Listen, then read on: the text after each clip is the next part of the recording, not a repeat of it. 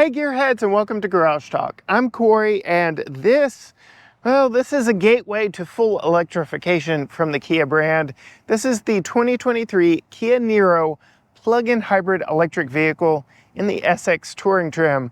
This thing really is efficient, and in this video we're going to run all the numbers, take you on a quick tour to show you just how well this vehicle is put together. Stay tuned.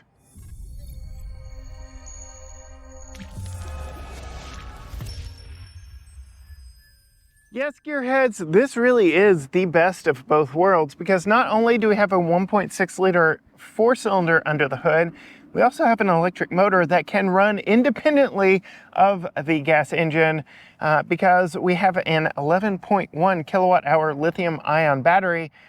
That makes this thing good for up to 33 miles of all electric range before this gas motor even kicks in. But as I normally do, we're going to go ahead and pop the hood and take a look at this 1.6 liter non-turbo four-cylinder under the hood. And we'll talk numbers in total system numbers here because, like I said, this is a front-wheel drive plug-in hybrid system that does use a 11.1 kilowatt hour battery and this 1.6 liter non-turbo four-cylinder to give us 180 combined horsepower, which is pretty stout for a small hatchback like this, and 195 pound-feet of torque. It is all mated to a 6-speed dual-clutch automatic transmission. You only get front-wheel drive in the Niro. If you do want all-wheel drive from electric, from Kia, you're going to have to look at that EV6 or the forthcoming EV9 or the potential of the EV3 and EV4 that we saw at the LA Auto Show.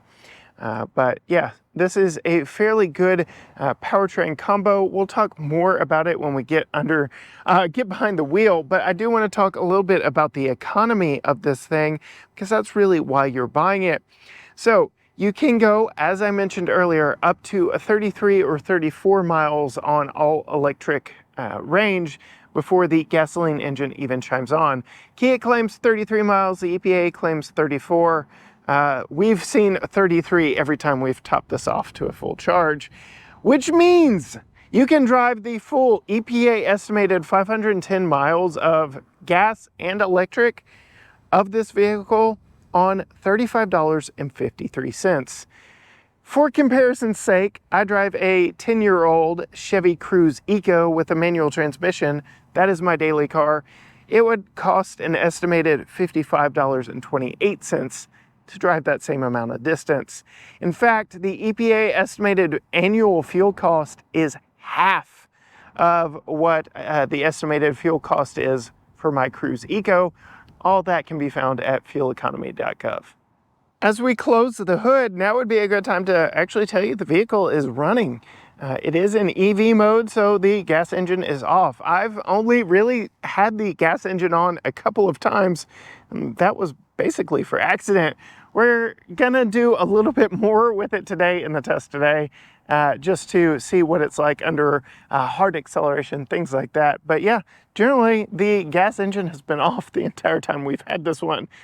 As we take a look at the styling of this, as with many Kia products, it does look very different than other products on the road. That goes with these LED running lights and turn signals that kind of follow in the K5 style language here.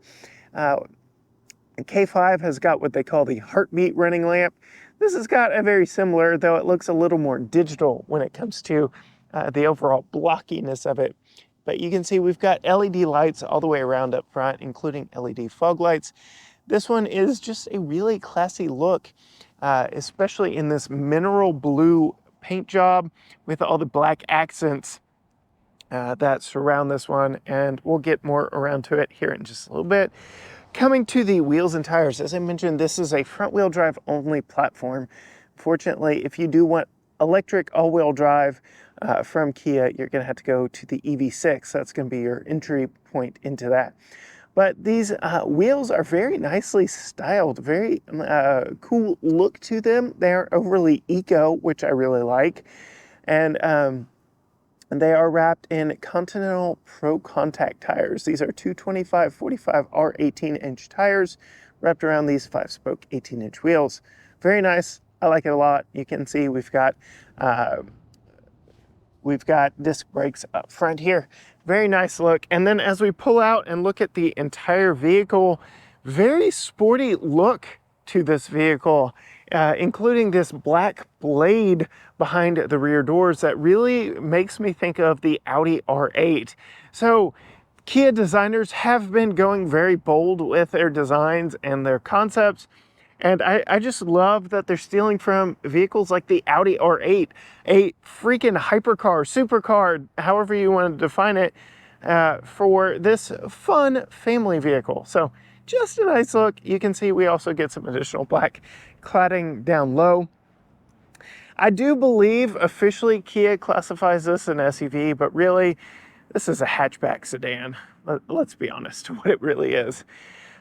The black blade back here is also a metallic black, so it's not just a gloss black paint, it is a metallic black, but it is plastic, so just something, you know, these are magnets. We put them on all our vehicles that we test, so yeah, that's why this isn't on that blade right there, because it is, well, plastic. And as we look right here, you can actually see there is air pass through going through here. I can actually see daylight through there. I'm trying to get on the camera to display. But as we come around to this blade style taillight and look just past it, you can see this is where the air passes through. So we do have some active, or excuse me, we do have some static air pass-throughs on this, just to go with the aerodynamic efficiency of what is supposed to be a rather efficient vehicle. I really like it. Kia's just doing some really cool stuff. As we come back here to the back, we do get those blade style taillights. You can see our turn signals are LED, but they're down low. They do mimic the turn signals up front, and that kind of little check pattern that we have. And then we have a very large, very wide center high mounted stop lamp on the rear spoiler back here. We get a wiper back here, we get that PHEV badge, and starting with the 2023 models, all Kia's got the same font for their vehicle name. So that is one way to tell vehicles apart 2022 to 2023 is that new script on the badging for the vehicle name. This is a power hatch. Because I have the vehicle running, I can't show off the smart hatch system, but with the key in your pocket, you can just stand behind the vehicle. It'll give you 3 beeps and then the hatch will open by itself. No need to kick or dance back behind the vehicle to get the hatch open. Makes it very easy for when your hands are full. One of the downsides of this plug-in hybrid electric vehicle is they had to put that 11.1 kilowatt hour battery somewhere, and that somewhere is back here under the rear storage. So most Kia products that we have tested, you get this dual level floor back here in the back that you can lift up and drop down, do all kinds of things with to get a little bit more space back here. That is not the case. I'll go ahead and show you underneath our carpeted floor mat. We do have this little handle right here, but yes, this is where our battery is. You can see no spare tire either on this one. So we can't drop this down. We can't get any additional storage, but there's a little bit of storage around back here in the back. You can see that's where the Kia supplied charge cable is. This can charge 110 or 240. And they claim on a household style 240 plug, it'll charge in just under 3 hours. We have not depleted it, but I can say that's a pretty accurate guesstimate just from our time with it. The review of this plug-in hybrid vehicle is brought to you by Lectron EV Chargers. This VBox 48 amp unit was supplied to us by Lectron. Even comes with this nifty J-hook for hanging the cord and storing the J1772 plug, so that when we are not currently plugging in and charging a vehicle, it stores very conveniently right here. You can learn more for yourself in the link down in the description below. Charging started. I will note we have a 60/40 split bench rear seat here. We do have top tethers all the way across. You can see it is hidden from this slit in the back here. Also want to call out, I do a full car seat install, but we've got Tucker's top tether in here and we're not doing any major damage to the seat. But you might be thinking these are reclining seats. You can see right here, these very much look like they should recline. But again, because of the packaging back here with the battery and everything, these seats don't recline. So yet another casualty of the plug-in hybrid platform. These seats are stationary when it comes to sitting position, but they do fold rather flat. And you have to do that from back here or from the side. That is the only place that you can actually flip and fold those. But you can see fairly nice extension to your load floor. It is flat as we look across back here. And according to Kia, we do have 19.4 cubic feet of cargo space behind the rear seats. And if you fold them both flat, you get 54.6, which is a decent amount. You can see Kia does a lot with the space here. We've got a very wide opening hatch and just a large cargo area in general. So decent amount of space here in this compact car, hatchback, however you want to classify it. Like I said, I do believe Kia technically calls this an SUV in their lineup. One last thing, I'm 5'10". This is the hatch opening, just about 6 feet. You can see the power button is up here. You can open and close this from the key fob, but pretty easy just to push and close it from there. It gives you a few beeps before gently closing you down on you. Before we get in this one, I do want to show you the key. It is your typical Kia detonator style key. You can see all the buttons are here on the side. I really like the detonator style lock that folds our power mirrors in. Just to let you know that the vehicle is locked. We do also get remote start right there. No smart park or anything like that. It is a proximity key, so you can keep it in your pocket, your purse, wherever you keep it. But since we've now got the vehicle off, I did want to show you the smart access liftgate. Again, the key is in my pocket. I am just standing back here and it's not going to work because there we go. I was standing too close. Gives us a few beeps and the hatch opens. Very nice, very convenient, especially if you've got your hands up full with groceries, luggage, whatever the case may be. And then once you get it all loaded, push that button to close it. This is a passive entry system on the front doors. So to lock it, you just push that little spot right there. To unlock it, you put your hand on the back. You can see that unlocks all 4 doors as we currently have it set up. And you can open the vehicle up and get in very easily. Interesting design here on the Niro. We'll talk a little bit about the doors before hopping in. You can see we do have 2-person memory seats for the driver here, and this waterfall style control panel here on the side, which gives you a very interesting little storage pocket right here. It's very shallow right here, but very deep on this side. And it does make all these buttons very easy to see and operate, but it's just an interesting placement. Not good, not bad, just interesting. We do have express up down on the front, but not on the back here. And since we do have 2-person memory, I can talk about we do have power seats up here with 2-way lumbar. Unfortunately, the passenger seat is a full manual seat. These are the SynTex synthetic leather seating surfaces. These are heated, they are ventilated, and they work very well. Both heat and ventilation. It's very obvious when you have it on. Works very well. Gets nice and toasty or nice and cool, depending on your setting. Just have that in the back of your mind. One thing I don't particularly like about the design here is while you do have this waterfall style design, you get a lot of gloss black plastic.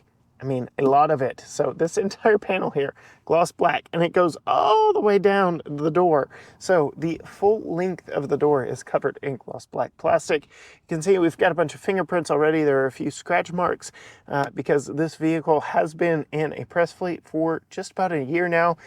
Just over 11,000 miles on this one. So you can see a little bit of how it wears over time. We'll get in, close the door, and we'll go ahead, put our foot on the brake, start it up. Very uneventful startup. Again, gas engine is off, no need for it because plug-in hybrid electric. You can see Right now, we did drive it about 10 miles to our current location from home. We've got 23 miles of electric range, and based on how it has been driven, 392 estimated miles of range on gas only for a total of 415 as it currently sits. Again, the EPA estimates it at a 510 total range, depending on how you drive it. Again, based on how it has been driven so far, those are the estimates that it is giving us.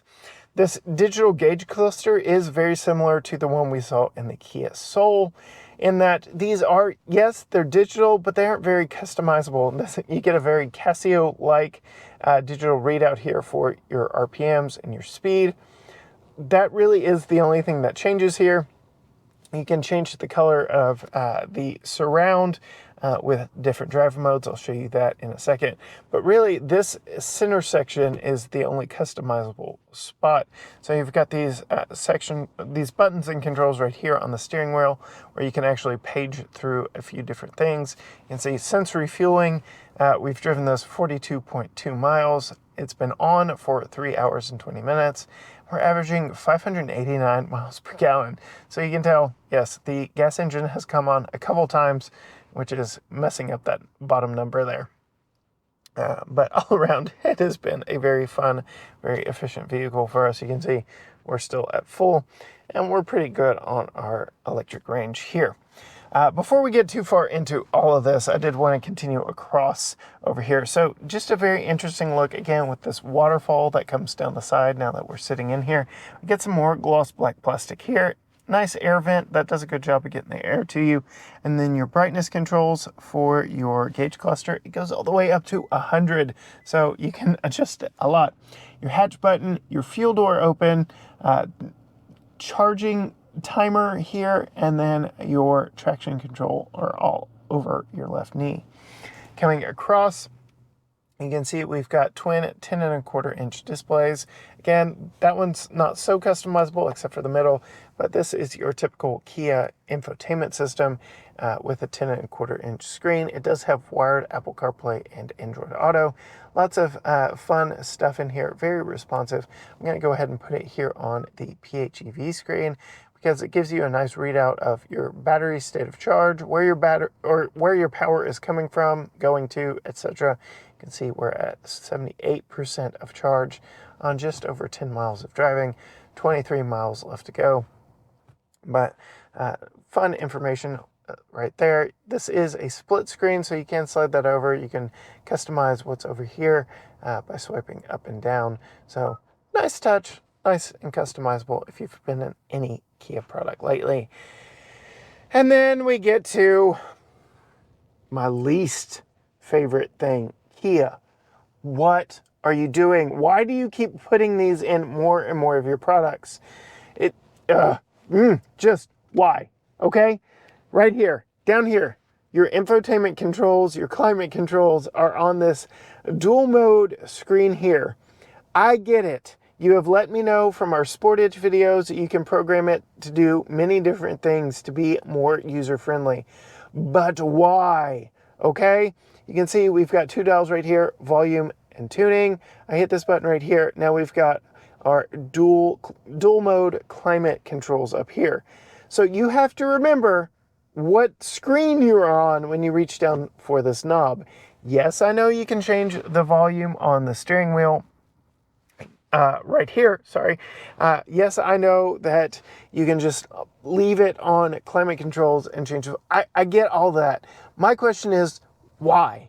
We've been in other vehicles that have a decluttered dash, and they don't use this dual mode. I just don't understand why we are complicating the controls for things that you use very regularly. There's just this slight hesitation in my mind every time I reach down for this knob.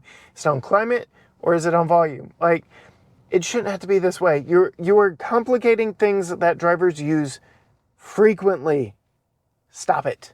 Find a better way, Kia. Quit putting this in more and more of your products. And I know it is coming to the Kia EV9. I know you're putting it in all your future products. Find a better way, please. That is the biggest Achilles heel of this vehicle. And pretty much all your vehicles. I really do like Kia products. I just don't care for this.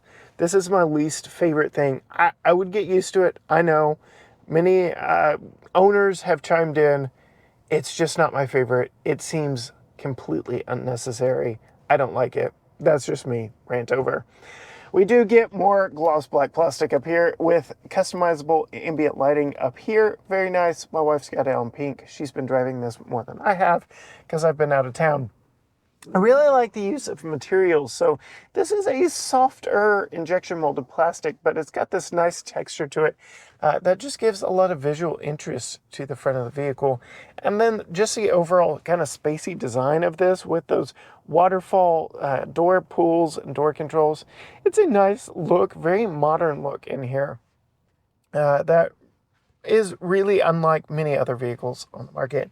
We do get the steering wheel from the Kia EV6, so all your typical Kia controls up here, including your volume controls, your lane keep assist, your full adaptive cruise control, things like that. So I like that a lot. We do get paddles on the back of the steering wheel that you don't have full one pedal driving in this, but you can pull on this minus for brake regenerative braking, and it will slow you to a complete stop, but I'll show you more of that when we're actually driving. As we move down here, we do have a USB-C for power only, USB-A for wired interface with the Apple CarPlay. We have a Qi wireless charger here that surprisingly, my wife set her iPhone 13 down on this as it currently sits, and it was wirelessly charging even through or over this wire that it was on, and she doesn't even have a MagSafe compatible phone case. So just something to note. Pretty good Qi wireless charger in this one. We get a rotary dial shifter in this one, which I've gotten used to in my time in Kia products. Again, heated and ventilated front seats, and like I said, they work very well. Heated steering wheel as well. I will say Kia does not remember that you had these on if you turn the vehicle off and back on. I feel like that's something that could be updated in software. It's a minor nitpick, but it is definitely something that could be updated and would make this vehicle even nicer to own. What can't be updated, more gloss black plastic. All of the gloss black down here. Again, fingerprints, smudges, things like that. You do get an auto brake hold in traffic. You have an EV mode button right here. So even though we are in eco mode, you can make sure that it's an EV. You can see I'm now in full hybrid mode, so the gas engine turned on, and then we can go to electric mode. That gas engine's going to run just a little bit, just so it doesn't come on to immediately turn off. You can see our power flow right there. Parking sensor button here, and then a camera button. We don't get 360 cameras in this, but we do have parking sensors all the way around, so we do have decent visibility when parking in tight spaces, but you only get a rear parking camera with trajectory here in this one, so I like that. You also get that when you put it in reverse. Put it back in park, and we go back to our screen here. Electronic parking brake down here, and then some space-saving cup holders that give you just this wide open storage space if you don't need cup holders, and then you can deploy them here. There are no low grippers in these for if you have smaller items than this cup holder opening, so a bottle of water would rattle around in this. Not my favorite. Kia could do a little bit better on that. And then just all the open storage in this does pull out, so you really can have just open storage all the way across in this. It's not my favorite because it does just feel a little too open and exposed, but it does offer quite a bit of storage in addition to the Qi wireless charger right here.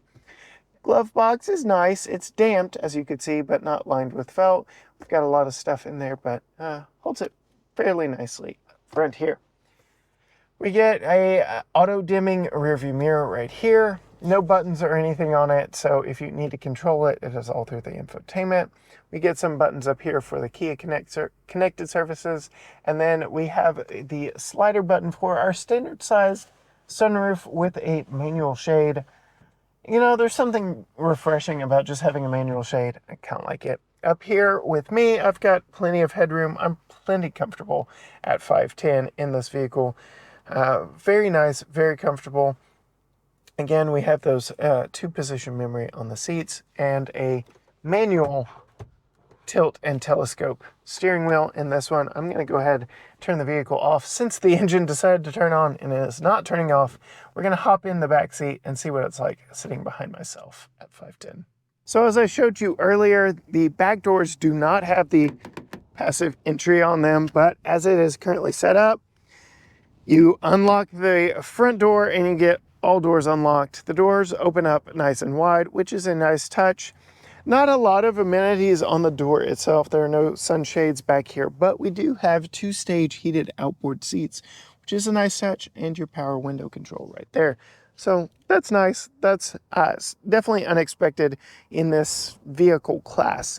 You can see we do have 3 across seating back here. I'm gonna go ahead and pop in, close the door, and show you very much like the Kia EV6 or the new Sportage. We get these kind of modern looking seats with hard plastic backs. I guess you could hang like a purse or a backpack up here if you had to. It's also a nice grab handle if the driver's acting kind of crazy. We do get mat pockets. They're hard mat pockets on the backs of both front seats, and we also get USB-C power on the backs of both of the front seats. So that's a nice touch, just additional power back here, and it is the modern USB-C plug. We also get air vents, but no real controls back here. There's not tri-zone or anything, but it is nice to get air vents, especially in this size and price class. Again, not a lot of luxuries back here to speak of, and I already told you these rear seats do not recline because of the battery, but I am fairly comfortable. There's a nice cutout in the ceiling here. The sunroof goes up here in front of me. See if I could get a nice enough view of just the change in elevation of the ceiling up above me. We also get a fold-down center armrest with a couple cup holders side by side. You can get a third person in here, though I don't know that I would want to ride 3 adults back here, because we also have a fairly large center tunnel in this one, which is interesting to me and what is a front wheel drive only platform. Go ahead and move over. You can see hug up on Tucker's child safety seat. I am sitting up a little higher here in the center, but that's typical of center seats. That's enough of a tour of this one. Let's hop back behind the wheel and see how this thing drives and performs out on the road. Getting in and driving this $41,000 loaded Kia Niro plug-in hybrid around, you do pay a little bit of a premium for essentially 2 powertrains in this, because as mentioned, you can drive it around. You can do a full commute for most Americans on nothing but electrons, which is a very nice touch here in this plug-in hybrid. And then you can take the same vehicle out on a long road trip. Again, the EPA estimates 510 miles of total range on $35.53 of gas and electricity. Just impressive. And because we have a J1772 plug, not a CCS plug, charging on road trips is going to be a little bit of a tricky subject. We did road trip a plug-in hybrid Chrysler Pacifica, and it's a little more difficult than I thought to find destination chargers with a J1772 plug versus a CCS DC fast charging plug. All side conjecture. It is also harder to find a place to plug in your 110 Kia supplied charger in a close enough parking distance, but again, I digress. Otherwise, driving this vehicle, electric powertrains, they're a little sterile, they're a little numb, but they're very nice and convenient. They're very easy and linear. And I will say they make for a very comfortable experience behind the wheel, especially when commuting. It's just seamless power. It's effortless power. You don't have to rev an engine. You don't have to do anything crazy. You just drive it, and you drive it comfortably. It really makes this $41,000 vehicle feel even more luxurious.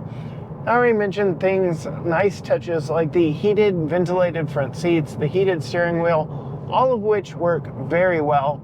And even though these aren't leather seats, they're the SynTex synthetic seats, They're nice, they're comfortable. They've made for a very comfy seat as I've driven this around. Plenty of room back there for full-size adults. All the way around, it is a very comfortable vehicle. And when it comes to seeing out of it, pretty easy to see out everywhere as well. That black blade back there behind me does make for a rather thick C-pillar back there behind Tucker's child safety seat over my shoulder. But otherwise, fairly good visibility on this, and it does have blind spot monitoring and all that fun stuff. Though, because we don't have the full digital gauge cluster here and no 360 cameras, if I put my blinker on, I don't get a digital representation over what's in my blind spot. Minor inconveniences, I'm sure. Otherwise, this tracks straight true. It is fairly quiet in here, and even on this heavily textured pavement here in East Texas, really no rattles to speak of. I did notice it's not doing it now, naturally, because the cameras are on, but driving Tucker around earlier today, there was a little bit of a rattle creak here in the dash. That was slightly annoying, to the point I was kind of banging around trying to fix it. Tucker was like, "What are you doing, Daddy?" I was like, "Trying to hush it up." Other than that one instance and that one spot up here, it is a very quiet cabin.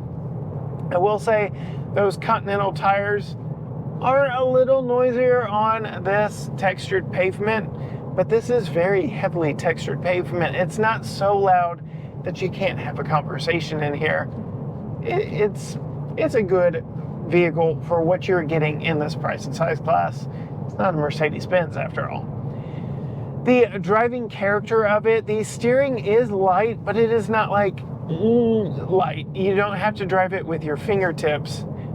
It gives you a nice feedback for what's going on. And then I did mention the paddles on the back of the steering wheel. We are in EV mode right now. I can slow down to a full stop using the paddle. There's a car behind me, so I won't, but you get the idea. It takes a little bit of time to slow down to a full stop, and there's no way to really modulate it. It's either on or off. So if you're commuting with this, you're gonna kind of look like you don't know how to drive if you're using that as your brake pedal. Just something to note. Like I said, I have not found a full one pedal drive mode in this, but for the most part, it's been very easy to drive around. You can see we've got 18 miles of electric range left, but as we are now cruising at 60 miles an hour, we're gonna see what it's like taking this corner. Then I'm gonna smash the throttle or the accelerator, what do you call it in the plug-in hybrid, and see what the acceleration is like if you are trying to pass somebody. Again, we do have a 6-speed dual clutch automatic in this one.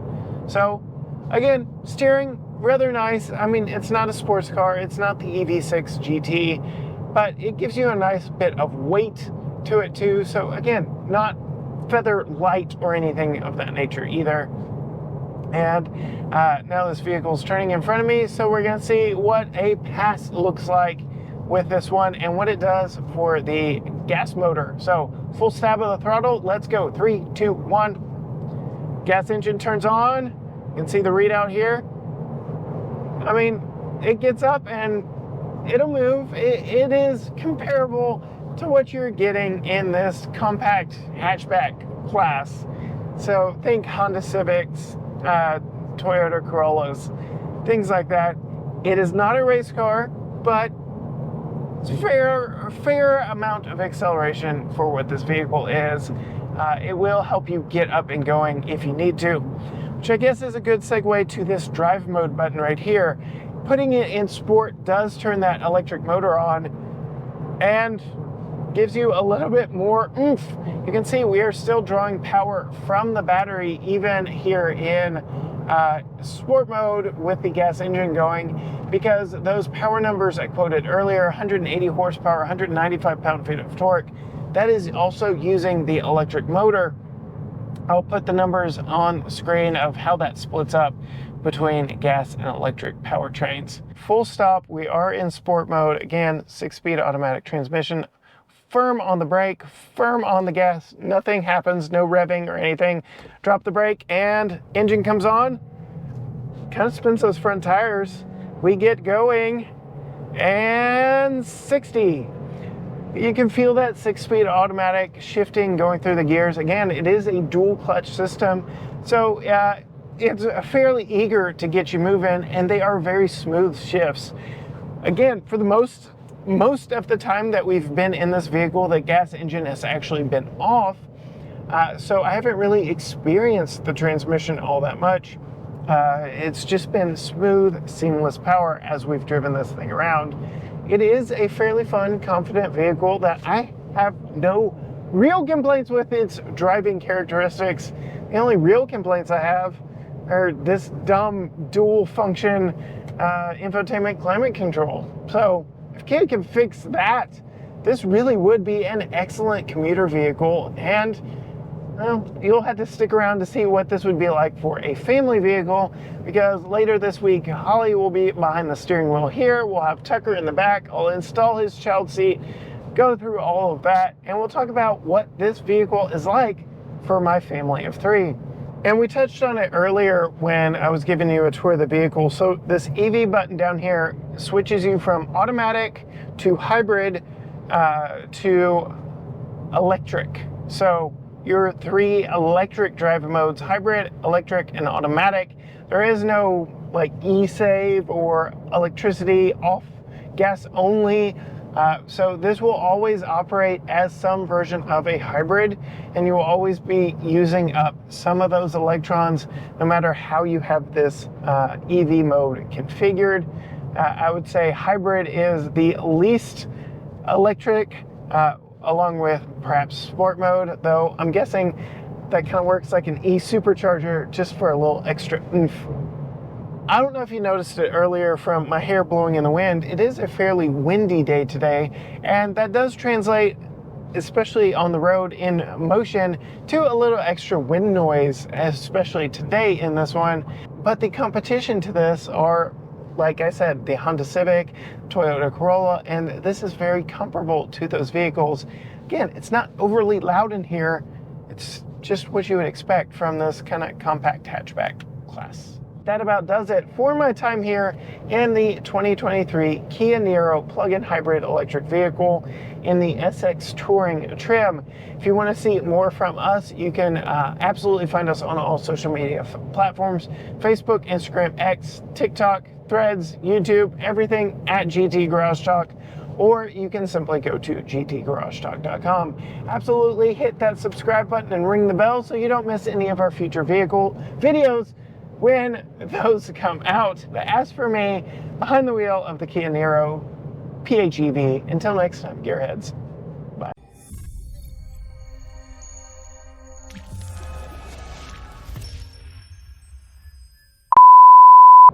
Full stop.